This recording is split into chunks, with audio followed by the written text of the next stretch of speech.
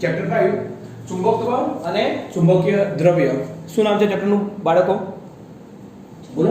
ચુંબકત્વ અને ચુંબકીય દ્રવ્ય. તો જે આપણે પહેલું લેક્ચર કરાવ્યું હતું ને એ તમને ચુંબકીય ડાયપોલ મોમેન્ટનું કરાવ્યું હતું. ખબર પડી ગઈ? આના આટલા MCQ હતા.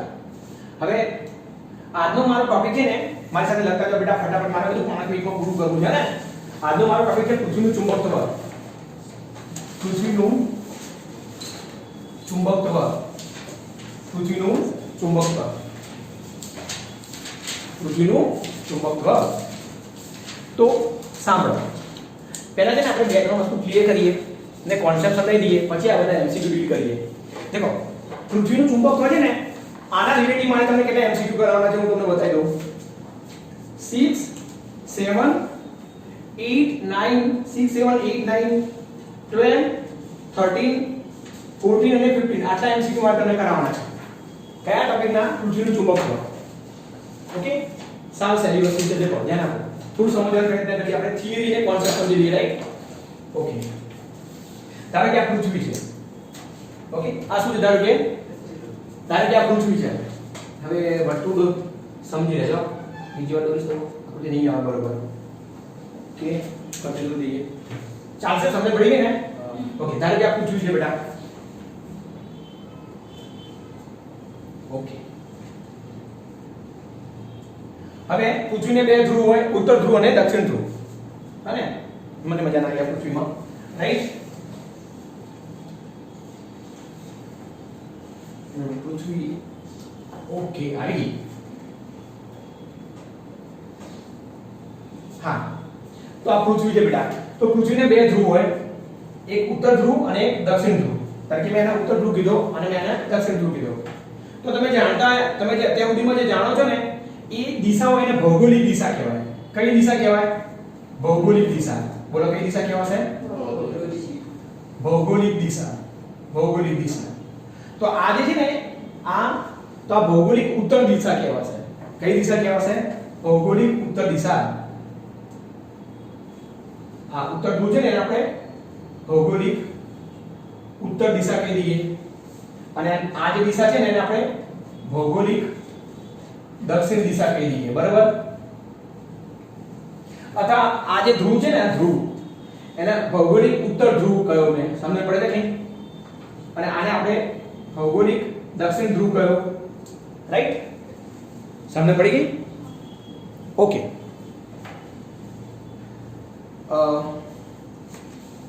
આને ઇંગ્લિશમાં કહેવાય જીઓગ્રાફિક મેરિડિયન. જીઓગ્રાફિક મેરિડિયન, ભૌગોલિક દિશા. ઓકે, સારું. આપણે જાણીએ છીએ બેટા પૃથ્વી પણ એક ચુંબક છે. પૃથ્વી પણ એક ચુંબક છે ને? ઓકે, તો જે પૃથ્વીનું ચુંબકીય ક્ષેત્ર છે એ તમે ધ્યાન આપજો. એ આવું હોય છે. ધારો કે મેં આ એક ચુંબક બતાવ્યું, આ પૃથ્વીનું એક ચુંબકત્વ બતાવ્યું, રાઈટ? આ શું બતાવ્યું? મેં આખી પૃથ્વીનું ચુંબકત્વ બતાવ્યું. સમજી લેજો. આ કે પૃથ્વીનું ચુંબકત્વ બતાવ્યું. તો એક મજાની વાત કહું કે જ્યાં ભૌગોલિક ઉત્તર ધ્રુવ છે ને, ત્યાં ચુંબકનો S ધ્રુવ છે બાળકો. કયો ધ્રુવ છે? S ધ્રુવ. જો પૃથ્વીને આપણે ચુંબક તરીકે ગણતા હોય, રાઈટ? પૃથ્વીને ચુંબક તરીકે ગણતા હોય તો આ ચુંબક હોય, બરાબર? આખી પૃથ્વી. તો જ્યાં ઉત્તર ધ્રુવ છે ને ત્યાં ચુંબકનો S ધ્રુવ છે. એક્ઝેક્ટ નથી, થોડું ખૂણું બનાવેલ છે. એ બધું શું છે હું તમને બતાવું છું. અને અહીંયા કયો ધ્રુવ છે? N ધ્રુવ. સમજ આવે? તો જ્યાં ભૌગોલિક દક્ષિણ ધ્રુવ છે ત્યાં પૃથ્વીના મેગ્નેટનો N પોલ છે, રાઈટ? તમને ખબર હોય તો ચુંબકીય સોયને આપણે મુક્ત રીતે પરિભ્રમણ કરી શકીએ એવી રીતે રાખીએ તો શું થતું હોય? N છેડો N દિશામાં હોય છે. ખબર? તમે નાના હતા ત્યારે ભણ્યા હતા. N ધ્રુવ N દિશામાં હોય, S ધ્રુવ S દિશામાં હોય. યાદ છે ને? ગજ્યું ચુંબક આપણે આ રીતે ગોઠવીએ છીએ. દોરું કે ચાલશે? ચાલશે. તો એવું કેમ હોય છે? કારણ કે N છેડો કેમ ઉત્તર દિશામાં હોય છે? કારણ કે ત્યાં ચુંબકનો S હોય છે, રાઈટ? એમ સમજ ના પડતી હોય ને બેટા, તો આ પ્રયોગોથી સિદ્ધ થયું છે. આ જે ચુંબકીય સોય કે ગજ્યું ચુંબક હોય બેટા, એના ધારો કે આપણે આ N છે ને, આ S, N અને S, એને આપણે ઉત્તર ધ્રુવ પર લઈ જઈએ ને બેટા, તો આ ચુંબકીય સોય ઊભી થઈ જશે બેટા, આવી જાય. સમજ્યા? હા, અહીંયા S છે ને તો અહીંયા N થઈ જશે. એટલે ઉત્તર દિશામાં આ ગજ્યું ચુંબક આમ થઈ જશે, ધ્રુવ આગળ, કેમ કે પૃથ્વીનો અહીંયા S પોલ છે. પડી ગઈ ખબર? ઓકે. તો બે દિશા હોય તો આ એક દિશા બની ને. દેખો પહેલા એક સમતલ બની ગયો આખું દેખ્યું. આને જીઓગ્રાફિક નોર્થ સમજ પડે કે નહીં? નોર્થ જીઓગ્રાફિક સાઉથ સમજ પડે કે નહીં? North south east west. તો એક સમતલ બની ગયું ને. એ કયું કહેવાય? ભૌગોલિક મેરિડિયન કહેવાય, ભૌગોલિક સમતલ કહેવાય. અને આપણે ચુંબકના સંદર્ભમાં લઈએ તો આપણે તો દેખો હું એક બીજી રેખા બતાવું છું બાળકો. આ દેખાય છે? આ રાઈટ. તો આને છે ને આને આપણે ભૂચુંબકીય ઉત્તર ધ્રુવ કહીશું. શું કહીશું આપણે એને? ભૂચુંબકીય ઉત્તર ધ્રુવ. ભૂચુંબકીય ઉત્તર ધ્રુવ કહીશું બેટા આપણે.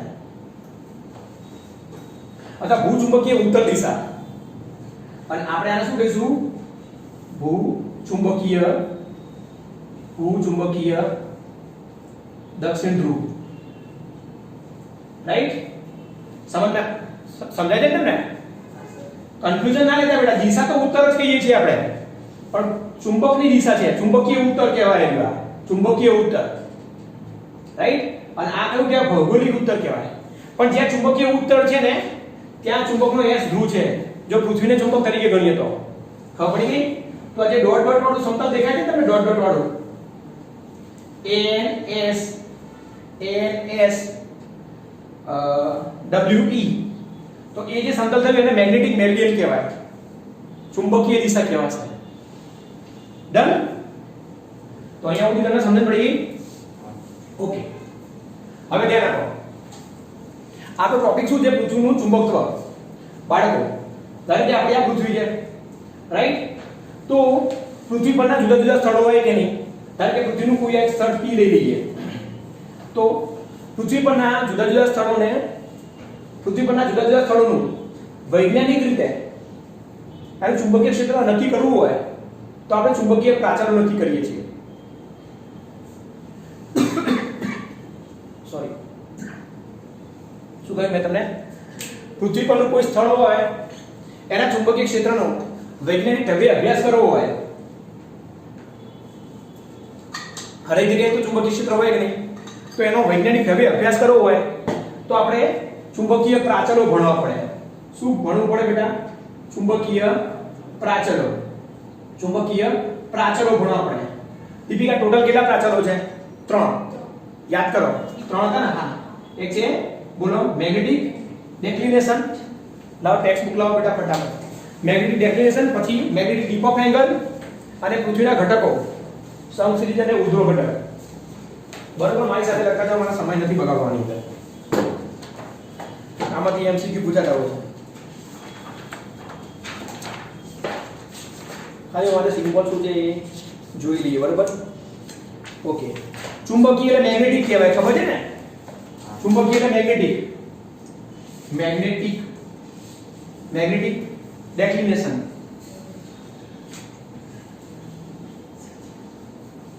મેગ્નેટિક ડેક્લિનેશન.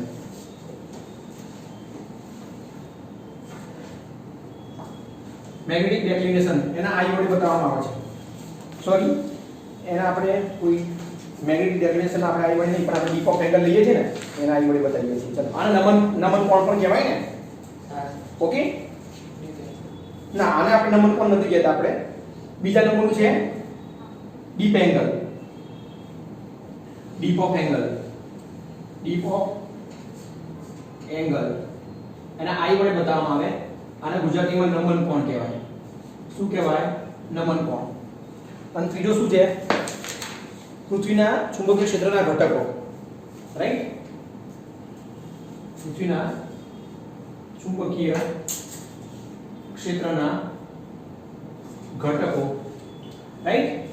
અને બે ઘટક છે. એક ઉધ્વ ઘટક છે અને બીજો કયો છે? સમસિરીજ ઘટક. અને તો જે ઉધ્વ ઘટક છે, ઉધ્વ ઘટક એને આપણે કેવી રીતે બતાવીએ છીએ? HE. જોઈ લો. ઉધ્વ ઘટકને આપણે HE વડે બતાવીએ છીએ ને? નહીં, HE નહીં, એ તો હોરિઝોન્ટલ કહેવાય ને. ઉધ્વ ઘટકને આપણે ZE વડે બતાવીએ છીએ. ZE વડે. અને સમસિરીજ ઘટક હોય ને, સમસિરીજ ઘટકને આપણે હોરિઝોન્ટલ HE વડે બતાવીએ છીએ. બરોબર? તો આ જે શું છે ચુંબકીય પ્રાચલો, બોલો આ શું છે ચુંબકીય પ્રાચલો. તો કેટલા છે બોલો તો? 3 છે. કયા કયા? Magnetic declination, right, magnetic dip of angle, magnetic dip of angle, અને બીજો કયો છે પૃથ્વીના ચુંબકીય ક્ષેત્રના ઘટકો. હવે એક એક કરીને જોઈએ, કોન્સેપ્ટ તમને સમજાવી દઉં. મેગ્નેટિક ડેક્લિનેશન કોને કહેવાય? દેખો આપણી જોડે બે દિશા આવી ગઈ. કઈ? ભૌગોલિક ઉત્તર દિશા અથવા ભૌગોલિક દિશા અને ચુંબકીય દિશા.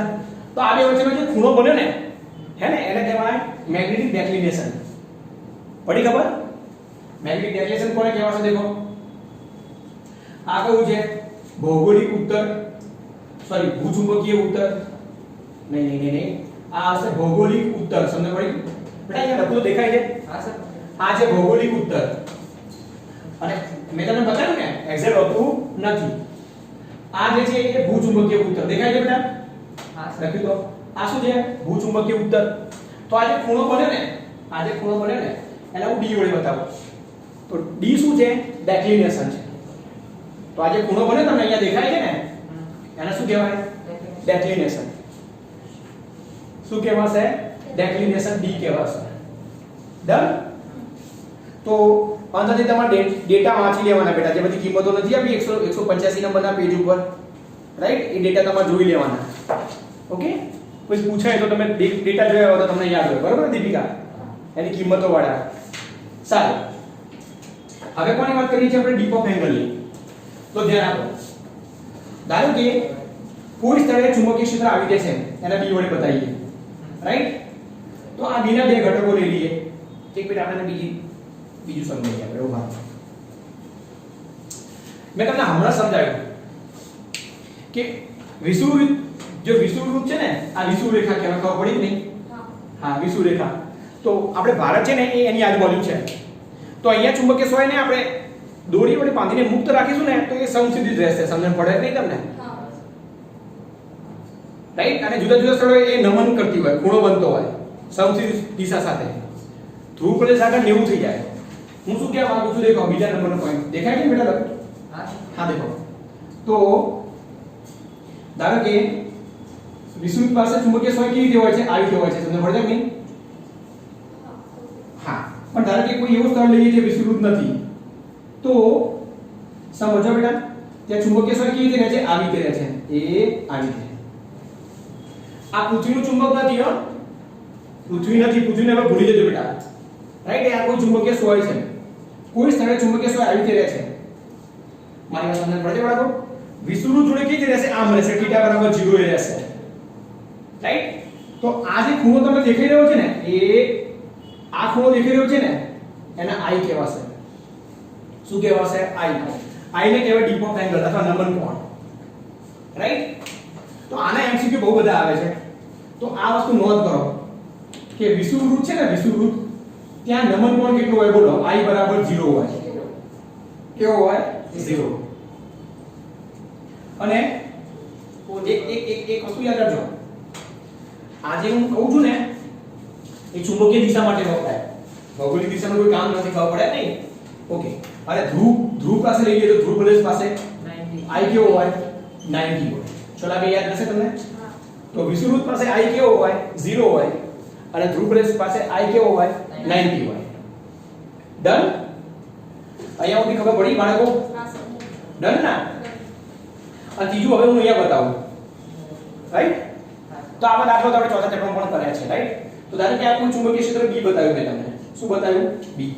આ ચુંબકીય ક્ષેત્ર થયું ને આ, અને એનું ડેક્લિનેશન કેટલું છે? I. Sorry, deep of angle. એનો ડીપ ઓફ એંગલ કેટલું છે? I.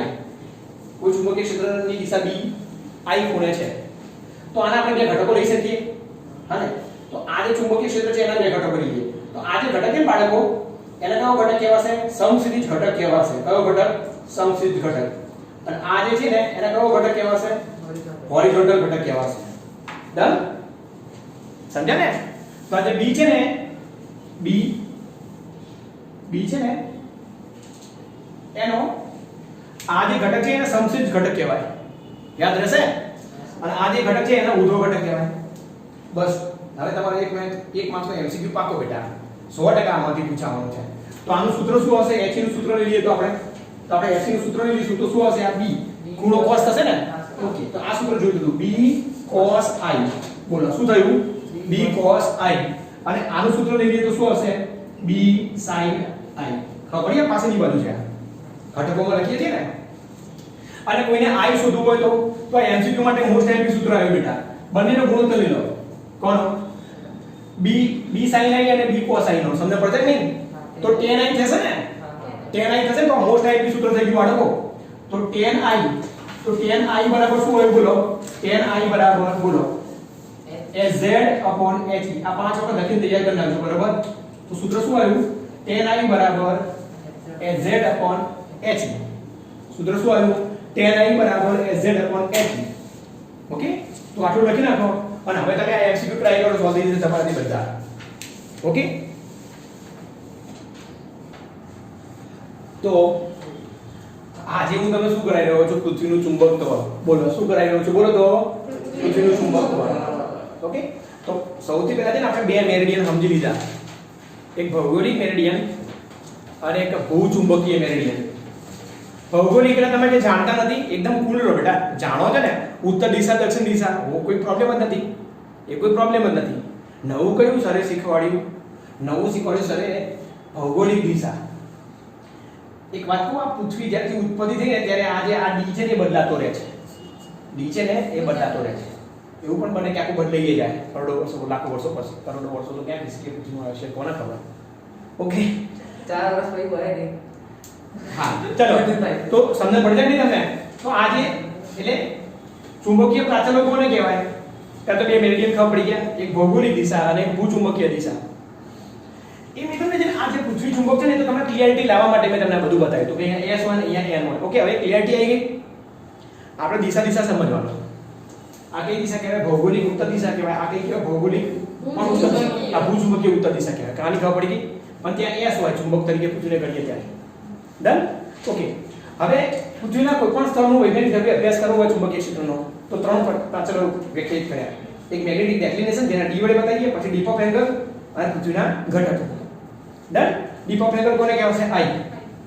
મેગ્નેટિક ડેક્લિનેશન કોને કહેવાય? બે મેરિડિયન વચ્ચેનો ખૂણો. અને ઘટકો તો તમે આપણે ઘણા બધા દાખલાઓ કરી ચૂક્યા છે. ઓકે, તો ચલો ફટાફટ આપણે MCQ પૂરા કરી નાખીએ ટોપિકના. તો ટ્રાય કરીએ. ચલો ફટાફટ 6 7 8 9 12 13 14 15 એકદમ ઈઝી છે બરોબર. અમુક તો ક્ષેત્ર રેખાઓ વાળા છે હા ને? અને હા, તમે આને MCQ કરો ને બેટા તો બધા જવાબો નજીક હશે.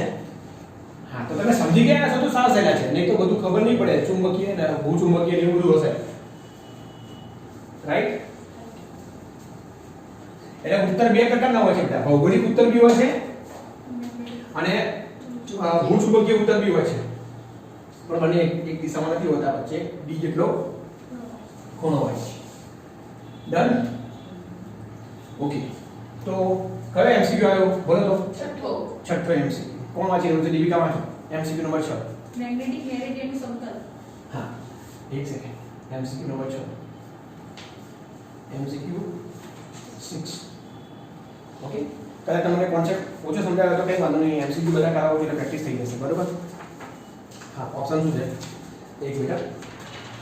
હા, મેગ્નેટિક મેરિડિયનનું સમતલ. બોલો ઓપ્શન શું છે? પહેલો વાંચો.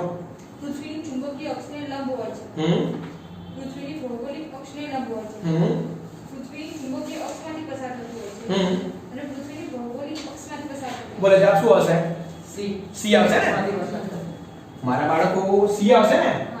હા, આ કઈ કહેવાય? ભૌગોલિક ઉત્તર કહેવાય કે નહીં? અને આ જે છે ને એ તો આ શું છે? મેગ્નેટ છે. સમજ પડી? આ શું છે? મેગ્નેટ છે. પૃથ્વીને ચુંબક તરીકે મેં લીધું તો સમમાંથી પસાર થાય છે, પૃથ્વીના ચુંબકીય અક્ષમાંથી પસાર થાય છે. ડન બેટા? ડન ના? તો આન્સર આવ્યો C. સમજી ગયા ને? ઓકે, પછી 7મા નંબરનો દીપિકા વાંચો તો. ભૂચુંબકીય ધ્રુવ પાસે સમક્ષિતિજ સપાટી પર મુક્ત ભ્રમણ કરી શકે તેમ રાખેલી ચુંબકીય સોય. Okay, right? ચુંબકીય સોય તો આમાં આવશે D આવશે ને, B નહીં આવે, કોઈ પણ દિશામાં રહેશે બેટા. આન્સર શું આવશે? આમાં B આવશે. હું સમજાવું છું તમને. આમાં આન્સર શું આવશે? B આવે છે બેટા? હા આ સર એમસીક્યુ નંબર 8 દીપિકા વાંચો પૃથ્વીની સપાટી પર એક મિનિટ એક કામ કરીએ આ નંબર હટાવી દઈએ ઓકે એમસીક્યુ નંબર 8 હા વાંચો પૃથ્વીની સપાટી પર કોઈ સ્તરે પૃથ્વીના ચુંબકીય ક્ષેત્રના ક્ષમક્ષિતિજ અને ઉદ્ભવ ઘટક એક સરખા છે તો આ સ્તરે મેગ્નેટિક ડીપ એંગલ ખાલી જગ્યા ઓકે આ બધા પ્રશ્નો બહુ હોય છે આ પ્રશ્નો હું તમને ડેમ શ્યોર કહી દઉં છું ગુજકેટમાં એક હશે અને તમારી આ જે એક્ઝામ છે ને એમાં પણ એક હશે બરાબર ને હશે જ એમસીક્યુ તો તમને આવું આપ્યું છે કે પૃથ્વીનો સમક્ષિતિજ ઘટક હને અને ઉદ્ભવ ઘટક બરાબર ને બેટા આ કયો ઘટક કહેવાય સમક્ષિતિજ ઘટક અને આ ચુંબકીય ક્ષેત્રનો કયો ઘટક કહેવાય ઉદ્ભવ ઘટક ઉદ્ભવ ઘટક તો કેટલો આપે છે સરખો આપ્યો સરખો આપ્યો. તો આ ઉદ્ભવનો તો પેલું સૂત્ર આવડે કે નહીં તમને હા. તમે ડાયરેક્ટ પણ tan phi પણ લઈ શકો ને નહીં તો તમે આમ પણ કરી શકો b cos i હને બરાબર b sin i બરાબર ને હા સર તો tan i બરાબર શું આવ્યું 1 તો i બરાબર શું આવ્યું 45 45 એટલે pi by 4 ડિગ્રી માં છે આ તો ચાલશે રાઈટ અને કોઈને આઈડિયા કરવો કે કરી શકે દીપિકા tan i બરાબર સૂત્ર કયું આવ્યું tan i બરાબર he H upon h upon ના hz z upon hz upon h h પણ બને તો હરખા છે ભગવાન થઈ ગયું કારણ કે hz બરાબર h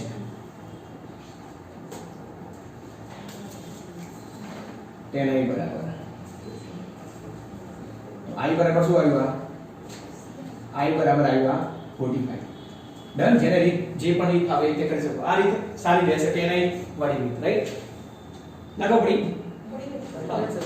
કોઈ એક નવું નવું કરી શકે ને hz અને hz hz બરાબર √3 h એવું બધું બી કરી શકે ને ઘણા બધા કરી શકે સમજી જાઓ આજનું લેક્ચર સફળ રહેશે કારણ કે 1 માર્ક્સ નો સવાલ હતો બેટા 1 માર્ક્સ નો સવાલ હતો આ ઓકે આપણે ડાયરેક્ટ સૂત્ર લખાયું હોય તો તમને આવડી જાય પણ મજા ના આવે અને ફીલ ના આવે અહીંથી ફીલ આવશે આખી વસ્તુની ઓકે ચલો હવે કયો એમસીક્યુ આવો આપણે કયા કર્યા 6 પતી ગયો 7 પતી ગયો 8 પતી ગયો હવે 9 નંબરનો લઈ લઈએ 9 નંબરનો આ તો સાવ સહેલો છે ભાઈ ચુંબકીય ક્ષેત્રની લાક્ષણિકતા છે અને cn આવશે ચુંબકીય ક્ષેત્રની લાક્ષણિકતા છે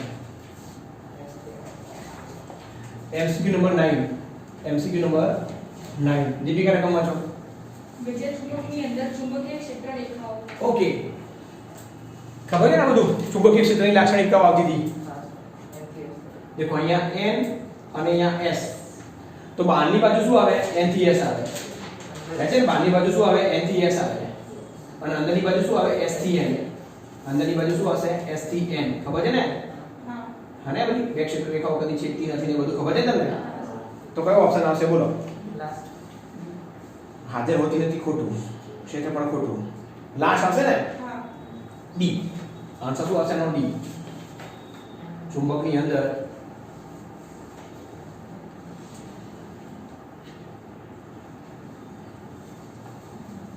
એક વાત તો આવા એવું જરૂર નથી કે આ એમસીક્યુ પૂછાય પણ ચુંબકીય ક્ષેત્રની લાક્ષણિકતા શું ગમે તે એમસીક્યુ પૂછી શકે આવી રીતે બરોબર ઓકે આ કયો હતો નવો મને એમસીક્યુ હવે કયો આવે બોલો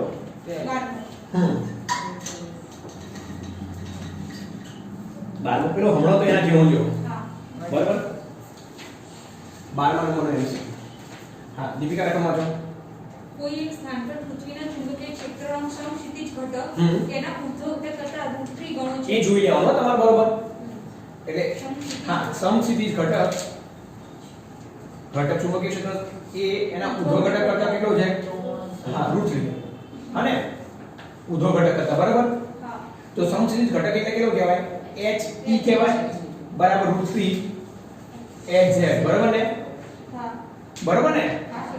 હા તો i લાવવાનો રહ્યો ને હા તો tan i બરાબર hz upon he direct 1 upon √3 કરી નાખું મારા બાળકો 1 upon √3 તો tan 30 આવે બેટા આવ્યો યાદ રાખજો tan 30 આવે ને i બરાબર 30 આવ્યો 30 ને શું કહેવાય pi by 6 તો ઓપ્શન કયો છે આવ્યો લાસ્ટ બી હા d આનો ઓપ્શન આવશે pi by 6 radian pi by 6 radian d તો આ તો આપણો 12 નો એમસીક્યુ બરાબર એક ને એક ટાઈપના બધા એમસીક્યુ છે જોયું તમે સારું એમસીક્યુ 12 આવી ગયો હવે એમસીક્યુ નંબર 13 13 જોઈ લઈએ બેટા. આ દૂર કરો અહીંયાથી. હા 13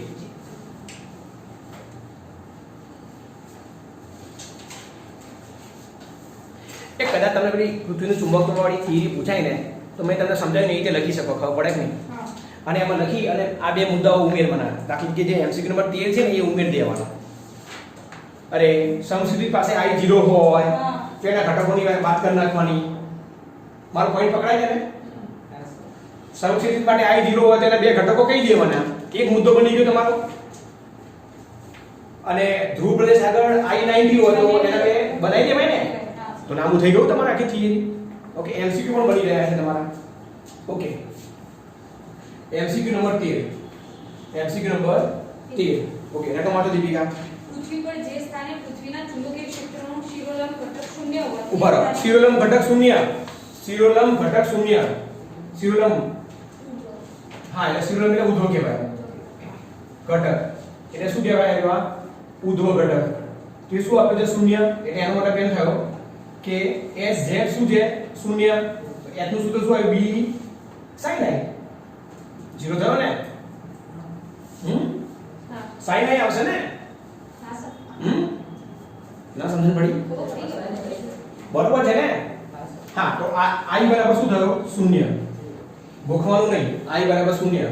તો ડેફિનેશન શૂન્ય ક્યાં હોય? વિષુવૃત્ત પ્રદેશ આગળ હોય. ક્યાં?